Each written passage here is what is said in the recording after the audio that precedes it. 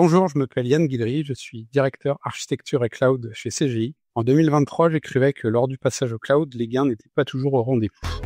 Archive, 2 minutes 30 pour revenir vers le passé et se projeter dans l'avenir. Bonjour Yann. Bonjour Catherine.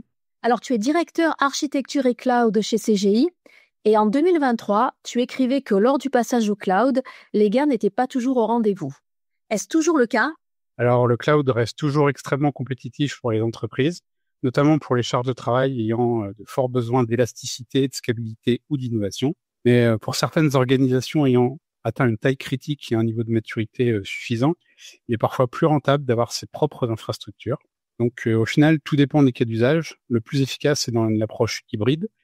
Par exemple, pour faire des économies sur certains aspects, on peut avoir les sites vitrines dans le cloud, mais garder des applications et des logiciels internes, par exemple on-premise. Alors quels sont aujourd'hui les enjeux des organisations concernant les coûts IT ?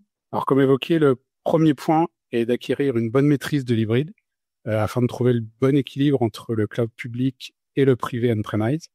L'idée est de déterminer la solution la plus économique suivant les besoins. À cela, on peut ajouter le fait que les licences de certains éditeurs continuent d'évoluer très fortement à la hausse. Donc le second point fondamental est une maîtrise globale de ces coûts. Et donc pour répondre à ce besoin que la démarche FinOps infuse de plus en plus dans les entreprises et devient une norme de fait. Enfin, il est important de noter que cette démarche n'est pas uniquement pour les sujets cloud, mais aussi il est important de l'appliquer pour les sujets on-premise. Alors, on est revenu 2 ans en arrière. Projetons-nous maintenant dans 2 ans. Quelle sera, selon toi, la tendance en matière de coûts ? Alors, la démarche globale FinOps restera toujours primordiale pour les entreprises, ceci afin de maîtriser les coûts. Mais l'autre tendance qui prend pas mal d'ampleur en ce moment, c'est le fait d'également envisager ces coûts IT sous un angle numérique responsable, en complément de l'aspect financier.